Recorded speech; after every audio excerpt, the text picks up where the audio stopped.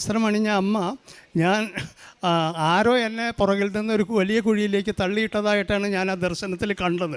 അപ്പോൾ അമ്മ ആ കുഴിയിലേക്ക് ഇങ്ങനെ കുനിഞ്ഞു നിന്ന് എന്നെ ഈ വലത് കൈ ഇവിടെ കപ്പലയുടെ താഴെ കണ്ട് പിടിച്ച് പൊക്കിയെടുക്കുകയാണ്. ഞാൻ തൃശ്ശൂർ ഡിസ്ട്രിക്റ്റിൽ നിന്ന് എരുമപ്പെട്ടിയിൽ നിന്ന് വരുന്നു. 2022 ഒക്ടോബർ 19 എൻ്റെ ചേട്ടന് അറ്റാക്ക് വന്നു. 75 വയസ്സൊക്കെ ആയതല്ലേ, നമുക്കൊന്നും പെട്ടെന്ന് ചെയ്യാൻ സാധിക്കില്ല എന്ന് പറഞ്ഞു. അങ്ങനെ ഒരാഴ്ച ഞങ്ങൾ അവിടെ നിന്നു. 3-ാം ദിവസം എൻ്റെ ചേട്ടന് വീണ്ടും ഒരു അറ്റാക്ക് വന്നു. അത് വളരെ ശക്തിയോടെയാണ് വന്നത്. അപ്പോൾ ഡോക്ടർമാർ പറഞ്ഞു, സിസ്റ്റർമാരോട് പറഞ്ഞു മരിച്ചു എന്ന് പറഞ്ഞപ്പോൾ എനിക്ക് എൻ്റെ ഉടമ്പടി കാശ് രൂപ മാത്രമേ എനിക്കന്നുണ്ടായിരുന്നുള്ളൂ. അവർ ട്രിപ്പെല്ലാം കഴിയുമെന്ന് ഊരി അവർ മരണത്തിലേക്കുള്ള എല്ലാ കാര്യങ്ങളും ചെയ്യാനായിട്ട് ഒരുങ്ങായിരുന്നു. ആ സമയത്തും ഡോക്ടർമാരൊന്നും മിണ്ടുന്നില്ല, സിസ്റ്റർമാരൊന്നും മിണ്ടുന്നില്ല. അവർ എന്തൊക്കെയോ ചെയ്യാൻ പോവുകയാണെന്ന്. അപ്പോൾ ഞാൻ അമ്മ എനിക്ക് തിരിച്ചതായോ, എൻ്റെ ചേട്ടനെ എനിക്ക് തിരിച്ചു തരണം അമ്മേ എന്ന് പറഞ്ഞ് വീണ്ടും കരഞ്ഞു. ആ സമയത്ത് ഏട്ടൻ 10 മിനിറ്റ് കഴിഞ്ഞിട്ടു എൻ്റെ ചേട്ടൻ കണ്ണു തുറന്നു എന്നെ വിളിച്ചപ്പോൾ എനിക്കിത് സത്യമാണോ, എന്നെ ഞാൻ മയക്കത്തിൽ കാണുകയാണോ, സത്യമാണോ എന്ന് എനിക്ക് തിരിച്ചറിയാൻ കഴിഞ്ഞില്ല. അപ്പം എൻ്റെ മോൻ പറഞ്ഞു, അമ്മേനതാ പപ്പ വിളിക്കുന്നു, അമ്മേ നമ്മുടെ പപ്പ പോയിട്ടില്ല, പപ്പ അമ്മേനെ വിളിക്കണു എന്ന് പറഞ്ഞു. അപ്പോൾ എൻ്റെ ഏട്ടൻ പറഞ്ഞത്, എന്നെ ആരോ കുഴിയിലേക്ക് ചെളിക്കുണ്ടിലേക്ക് എന്നെ ആരോ വലിച്ചെറിഞ്ഞു, തട്ടിയിട്ടു, ഞാൻ ചെളിയിൽ ആഴ്ന്നു പോയി. അപ്പോൾ ഞാൻ ഇത്രയും നേരം വരെ എൻ്റെ പരിശുദ്ധ അമ്മ ഗ്രേ കളർ ഇട്ട എൻ്റെ പരിശുദ്ധ അമ്മ എന്നെ പൊക്കിയെടുക്കുകയായിരുന്നു, ചെളിക്കുണ്ടിൽ നിന്ന് എന്നെ പൊക്കിയെടുക്കുകയായിരുന്നു എന്ന് പറഞ്ഞു. അപ്പോൾ ഡോക്ടർ എന്നോട് ചോദിച്ചു, എന്താണ് അപ്പച്ചൻ പറയുന്നത്, അബോധാവസ്ഥയിൽ പറയുന്നതാണ്. അല്ല സാറേ, ഞാനും അവിടെ പോയി ഉടമ്പടി എടുത്തിട്ടുള്ളതാ, അത് പരിശുദ്ധ അമ്മ ഏട്ടനെ വന്ന് പൊക്കിയെടുത്തതാണെന്നാണ് പറയുന്നത്. ഓ, ഇങ്ങനെ ഒരു അത്ഭുതം ഞങ്ങൾ ഇവിടെ ഉണ്ടായിട്ടില്ലല്ലോ. വെൻറ്റിലേറ്ററിൽ കൊണ്ടുപോയി 3-ാം ദിവസം ചേട്ടന് നീര് വന്ന് വീർത്തു, മൂത്രമൊന്നും പോകുന്നില്ല, കിഡ്നി രണ്ടും വർക്ക് ചെയ്യുന്നില്ല എന്ന് ഡോക്ടർ പറഞ്ഞു. അറിയിക്കേണ്ടവരേനെയൊക്കെ അറിയിച്ചോ, ഇനി അത് രക്ഷയില്ല എന്ന് പറഞ്ഞു. ഞാൻ ഈ കാശ് രൂപ ചേട്ടൻ്റെ നെറ്റിൽ വെച്ച് എപ്പോഴും വിശ്വാസ പ്രമാണം ചൊല്ലി പ്രാർത്ഥിച്ചു കൊണ്ടിരുന്നു. ഒന്നരാടം വിട്ട് 4 ഡയാലിസിസ് ചെയ്തു. അപ്പോൾ ഡോക്ടർ പറഞ്ഞു, ഇനി വീട്ടിലേക്ക് കൊണ്ടുപോക്കോ, അടുത്ത് കിടക്കുന്നവരൊക്കെ മരിച്ചു പോവല്ലേ. പക്ഷേ നാട്ടുകാരൊക്കെ പറഞ്ഞു മരിച്ചു പോവുള്ള അയാളെന്ന് പറഞ്ഞു. അച്ഛനെ കൊടുന്ന് അന്തികുദാശ കൊടുത്ത് അച്ഛൻ അന്തികുദാശ കൊടുത്ത് പോയി. അന്ന് ചേട്ടൻ തനിയെ എഴുന്നേറ്റിരുന്നു. 6 മാസത്തിന് ചേട്ടൻ എഴുന്നേൽക്കില്ല, വെള്ളം കുടിക്കാനും പറ്റില്ല എന്ന് പറഞ്ഞതാണ് ഡോക്ടർ. ചേട്ടൻ എഴുന്നേറ്റിരുന്ന് ക്ലാസ്സിൽ വെള്ളം കുടിച്ചു. അത് കഴിഞ്ഞ് 2 ദിവസം കഴിഞ്ഞപ്പോൾ എന്നെ പിടിച്ച് നിൽക്കാൻ തുടങ്ങി. അത് കഴിഞ്ഞ് 2 ദിവസം കഴിഞ്ഞപ്പോൾ എന്നെ പിടിച്ച് നടക്കാൻ തുടങ്ങി. അത് കഴിഞ്ഞ് ചേട്ടൻ ഒറ്റടി വെച്ച് നടക്കാൻ തുടങ്ങി. 15 ദിവസം കഴിഞ്ഞ് ടെസ്റ്റിന് കൊണ്ടുവരാൻ പറഞ്ഞു. 15 ദിവസം കഴിഞ്ഞ് ഞങ്ങൾ കാറിലാണ് ചേട്ടനെ കൊണ്ടുപോയത്. ചേട്ടനെ കണ്ടപ്പോൾ ഡോക്ടർക്കൊക്കെ അതിശയായി. ആംബുലൻസിൽ കൊണ്ടുവരാൻ പറഞ്ഞതാ. ചേട്ടനെ കണ്ടപ്പോൾ അപ്പച്ചാൻ നടന്നിട്ടാണല്ലോ വരുന്നത്, ദൈവത്തിൻ്റെ അനുഗ്രഹമാണല്ലോ എന്ന് പറഞ്ഞു. അപ്പോൾ ഡോക്ടർ അന്ന് ഉച്ചവരെ പരിശോധന ഉണ്ടായിരുന്നു.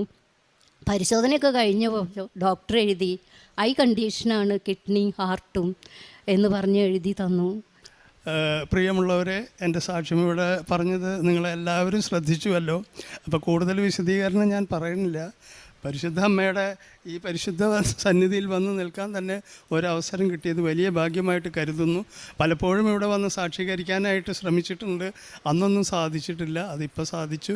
പരിശുദ്ധ അമ്മയ്ക്കും തൻ്റെ പുത്രനും വളരെ നന്ദി. ഒരു ചെറിയ അപേക്ഷ ഇവിടെ സമർപ്പിക്കുകയാണ്. നിങ്ങളെല്ലാവരും ഇവിടെ കൂടി വന്നിരിക്കുന്ന എല്ലാവരും അവർക്ക് വേണ്ടി പ്രാർത്ഥിക്കാൻ വേണ്ടിയിട്ടാണ് ഞാൻ ഈ അപേക്ഷ ഇവിടെ സമർപ്പിക്കുന്നത്. ഒന്ന്, എൻ്റെ അത്യാസന്ന നിലയിൽ വെൻറ്റിലേറ്ററിലേക്ക് ആസ്പത്രിയിൽ നിന്ന് സാധാരണ വാർഡിൽ നിന്ന് കൊണ്ടുപോകുമ്പം ആ സ്ട്രക്ചറിൽ കിടത്തിയിട്ട് 2 അറ്റൻഡർമാരെ ഈ ട്രോളി അതിസ്പീഡിൽ തള്ളിക്കൊണ്ട് പോകുമ്പം അവിടുത്തെ ക്ലാസ് 4 ജീവനക്കാരി, അതായത് അറ്റൻഡർ തൂപ്പുകാരത്തേക്കാണ്, ഒരു ഹിന്ദു സ്ത്രീയാണ് അവർക്ക് ഒരു കാര്യമില്ലെങ്കിലും അവർ സ്ട്രക്ചറിൻ്റെ തല പിടിച്ചിട്ട് അതിനോടൊപ്പം ഓടിയിട്ട് അവർ എന്നോട് പറഞ്ഞത്, എൻ്റെ ഈ സമയത്തും ഞാൻ ശ്രദ്ധിച്ചത് എന്താണെന്ന് വെച്ചാൽ ആ സ്ത്രീ പറഞ്ഞത്, കൃപാസന മാതാവിനോട് പ്രാർത്ഥിക്കുക അച്ഛ, സുഖം തരുമെന്നാണ് അവർ പറഞ്ഞത്. അവരെ ഞാൻ ഒന്നാമതായിട്ട് സമർപ്പിക്കുന്നു. രണ്ടാമതായിട്ട് എന്നെ ചികിത്സിച്ച ഡോക്ടർ രാധിക എം, അവർ ആ മെഡിക്കലിൻ്റെ ഇൻചാർജ് സൂപ്രണ്ടായിരുന്നു. ഇപ്പോൾ അവർ മെഡിക്കൽ കോളേജിൻ്റെ സൂപ്രണ്ടാണ്. അങ്ങനെ ഉയർത്തപ്പെട്ട ഒരു വ്യക്തിയാണ്. അവർ എനിക്ക് വേണ്ടി 19 ദിവസം ആ ആസ്പത്രിയിൽ എനിക്ക് വേണ്ടി മാത്രം എന്നോടൊപ്പം കിടന്നിരുന്ന പലരും മരണപ്പെടുകയും ചെയ്തു. ഞാൻ മാത്രമായി ഇന്ന് രക്ഷപ്പെട്ടു. മൂന്നാമതായിട്ട് ഒരാളെ കൂടി ഞാൻ നിങ്ങൾക്ക് സമർപ്പിക്കുകയാണ്. ഒരു രോഗി എന്നുള്ള നിലയ്ക്ക് ഞാൻ അവിടെ കിടക്കുമ്പം എന്നെ ഡിസ്ചാർജ് ചെയ്യുന്നതിൻ്റെ 2 ദിവസം മുമ്പ് ഈ വെൻറ്റിലേറ്ററിൽ എൻ്റെ മരണത്തിന് സാക്ഷിയായ ഒരു കുഞ്ഞു ഡോക്ടറുണ്ട് അവിടെ, ഹൗസ് സർജനായിരുന്നു. അവർ നമ്മുടെ ക്രിസ്ത്യൻ വിഭാഗത്തിലാണ്, റിയ എന്നാണ് പേര്. ആ കുഞ്ഞു ഡോക്ടർ എല്ലാ ദിവസവും വാർഡിൽ കാലത്ത് വരും റിപ്പോർട്ടൊക്കെ എഴുതാൻ. അപ്പോൾ എന്നെ ഡിസ്ചാർജ് ആവണേക്കാട്ട് 2 ദിവസം മുമ്പ് എൻ്റെ കട്ടിലിനരിയത്ത് വന്നിട്ട് ആ കുഞ്ഞുമോൾ പറഞ്ഞു. അപ്പം ഞാൻ വരുമ്പം എല്ലാവരോടും സൗഹാർദ്ദമായിട്ട് പെരുമാറുന്ന ഒരാളാണ്. എൻ്റെ അവസ്ഥയൊക്കെ കുറച്ച് മെച്ചപ്പെട്ടിട്ടുണ്ട്. അപ്പോൾ ആ കിടപ്പിൽ കിടന്നിട്ട് ഞാൻ പറഞ്ഞു ആ ഡോക്ടറോട്, ഡോക്ടറെ അങ്ങയുടെ മുഖത്ത് കാണുന്ന ഈ പ്രസാദം, ഈ പുഞ്ചിരി ഉണ്ടല്ലോ, അത് എന്നെപ്പോലെ കഷ്ടപ്പെടുന്ന ഇവിടെ കിടക്കുന്ന അനേകർക്കും അത് ഒരു സൗഖ്യദായകമാകട്ടെ എന്ന് ഞാൻ പറഞ്ഞു. ഉടനെ ആ കുഞ്ഞു ഡോക്ടർ പറഞ്ഞൊരു വാക്യം നമ്മുടെ ജീവിതത്തിൽ മറക്കാത്തൊരു കാര്യമാണ്. അച്ഛൻ എന്നെ ഒന്ന് അനുഗ്രഹിക്കണമെന്നാണ് പറഞ്ഞത് ആ കുഞ്ഞു ഡോക്ടർ. ഞാൻ കിടക്കുന്ന കട്ടിലിൻ്റെ അരിയത്ത് വന്ന് നിന്ന് തലകുനിച്ച് നിന്ന ആ മകളെ ഞാൻ എൻ്റെ അമ്മയുടെ സന്നിധിയിൽ സമർപ്പിക്കുന്നു.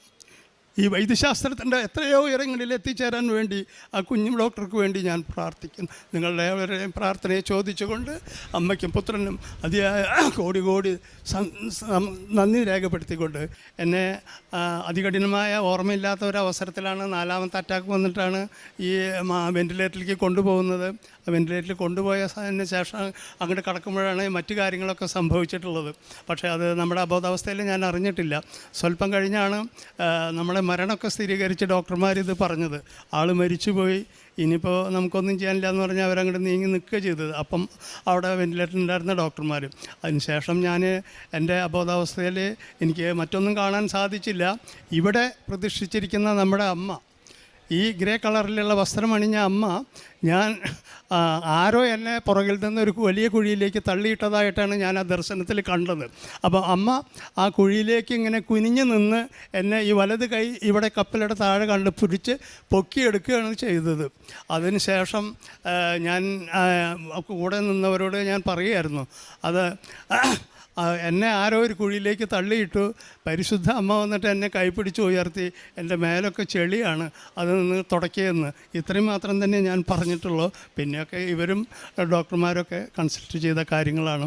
അത് ഞാൻ നിങ്ങളോട് ഒരിക്കൽ കൂടി പറയണു. എൻ്റെ മെഡിക്കൽ സർട്ടിഫിക്കറ്റ് ഉടനെ ഞാനിവിടെ കൊണ്ടുവന്നിട്ടുണ്ട്. പിന്നെ അമ്മ എന്നെ സ്പർശിച്ചതിൻ്റെ ആ ശരിയായിട്ടുള്ള ദൃശ്യം അത് ഞാനിപ്പോൾ അച്ഛനെ കാണിച്ചു. ഞാൻ ഈ വിഷയം സാക്ഷീകരിച്ച് എല്ലാവരോടും ഇത് ഞാൻ കാണിച്ചു കൊടുത്തിട്ട് എന്നെ പറഞ്ഞിട്ടുണ്ട്. അമ്മ എൻ്റെ ജീവിതത്തിൽ ചെയ്തു തന്നത്, അമ്മ ഇവിടെ അമ്മയുടെ സാന്നിധ്യം എവിടെയുമുണ്ട്, ലോകത്തെവിടെയുമുണ്ട്.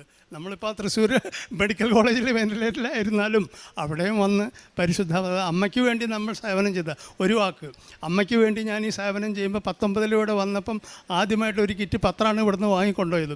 അപ്പോൾ ഇതിൻ്റെ മഹത്വം മനസ്സിലാക്കിയിട്ട് അടുത്ത മാസം തൊട്ട് കൊറോണ വരെ ഞാനിവിടെ വന്ന്, ഞാൻ ധനികനല്ല, സാധാരണ ചെറിയ ഒരാളാണ്, 2 കിറ്റ് പത്രം വാങ്ങി എല്ലാവർക്കും കൊടുക്കുന്ന വിതരണം ചെയ്തു അന്ന് തൊട്ട്. അപ്പം എല്ലാവരും എന്നെ കാത്തിരിക്കുകയാണ്. അന്ന് ഞാൻ ഈ പത്രമായിട്ട് നടക്കുമ്പം കുന്നംകുളത്തും പരിസരത്തും ഒക്കെ എല്ലാവർക്കും, ഡോക്ടർമാർക്കും മറ്റേ എനിക്ക് വേണ്ടപ്പെട്ട ബാങ്കിലും എല്ലാവർക്കും വിതരണം ചെയ്യും 2 കിറ്റ് പത്രം. ആദ്യം 25 കിട്ടിയായിരുന്നു, പിന്നെ 20ആയി. പക്ഷേ അതുപോട്ടെ, അതല്ല വിഷയം. ഈ പത്രം കാത്തിരിക്കുന്ന ആൾക്കാരുണ്ട്. ചാക്കോച്ചേട്ടനെ കണ്ടില്ലല്ലോ, ഈ മാസത്തെ പത്രം നമുക്ക് കിട്ടിയല്ലോ. ഞാൻ എവിടെ പോയാലും, ദേവാലയത്തിൽ പോയാലും അവിടെ ഉണ്ടാവും ഈ പത്രം. ഈ ആ ചെട്ടിക്കാട് വിശുദ്ധ അന്തോണീസിൻ്റെ ദേവാലയത്തിൽ നിന്ന് എനിക്ക് അനവധി പത്രം കിട്ടാറുണ്ട്. മെഡിക്കൽ കോളേജിൽ ഞാൻ എല്ലാ മാസം പരിശോധനയ്ക്ക് പോണതാണ്, അവിടെയും കിട്ടും ഈ പത്രം. അപ്പോൾ ഞാൻ ഈ പത്രം കൈപ്പിടിച്ച് നടക്കുമ്പം എൻ്റെ അമ്മയോട് പറയാറുണ്ട്, പാതി തമാശ പാതി കാര്യം. അങ്ങനെ പറയണത് എന്താണെന്ന് വെച്ചാൽ, എൻ്റെ മാതാവേ, നിന്നെ ഞാൻ ഈ ചുമന്ന് നടക്കണേന് എന്തെങ്കിലും ഒരു ഉപകാരം നീ എനിക്ക് ചെയ്തു തരണമെന്ന് ഞാൻ അങ്ങനെ മനസ്സിൽ പറയാറുണ്ട്. അതത്ര ജീവനെ തന്നെയാണ് അമ്മ എനിക്ക് മടക്കി തന്നത്. അന്ന് ഞാൻ പറയാറുള്ളത്, എനിക്ക് സ്വന്തമായിട്ടൊരു ഭവനമില്ല, ആ ഒരു അവസ്ഥയാണ്. ലൈഫിൽ വീട് പാസ്സായിട്ടുണ്ട്, കിട്ടിയിട്ടില്ല. പക്ഷേ അങ്ങനെയല്ല വിഷയം. അപ്പോൾ ഞാനതെങ്ങനെ പറഞ്ഞു, പക്ഷേ മാതാവ് എനിക്ക് ജീവനെ തന്നെ മടക്കി തന്നു, അമ്മേനെ ചുമന്ന് നടന്നതിന്. പ്രിയമുള്ളവരെ, നിങ്ങളെല്ലാവരും, ഉടമ്പടി എടുത്തവരും അല്ലാത്തവരും എല്ലാവരും ഇവിടെ സന്നിഹിതരായിട്ടുണ്ട്. അമ്മയുടെ ഒരു പത്രം നിങ്ങൾക്ക് കിട്ടിയാൽ, നിങ്ങളുടെ ഉപയോഗം കഴിഞ്ഞ് മറ്റുള്ളവർക്ക് അത് കൊടുത്താൽ അതവർക്ക് അനുഗ്രഹമാവും. അനേകം ആൾക്കാരുടെ അനുഭവങ്ങൾ വായിച്ചിട്ടാണ് പലരും നമ്മളോട് പ്രാർത്ഥിക്കാനും മറ്റു കാര്യങ്ങളൊക്കെ ഉപദേശിക്കുന്നത്. അപ്പോൾ അതുകൊണ്ട് ഒരിക്കൽ കൂടി എല്ലാവർക്കും നന്ദി പറഞ്ഞു, പരിശുദ്ധ അമ്മയ്ക്ക് നന്ദി പറഞ്ഞുകൊണ്ടും ഞാൻ എൻ്റെ വാക്കുകൾ നിർത്തുന്നു. ഇപ്പോഴും മരുന്ന് കഴിക്കുന്നുണ്ട്, എല്ലാ മാസവും ചെക്കപ്പിന് പോകുന്നുണ്ട്, ഒരു കുഴപ്പമില്ല. 4 ബ്ലോക്ക് എവിടെ പോയെന്ന് അറിയില്ല, ബ്ലോക്കും ഇല്ല, കിഡ്നിക്ക് യാതൊരു കുഴപ്പമില്ല.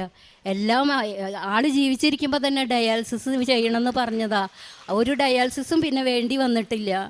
എല്ലാം പൂർണ്ണമായി മാറ്റുന്നത് എൻ്റെ പരിശുദ്ധമ്മ.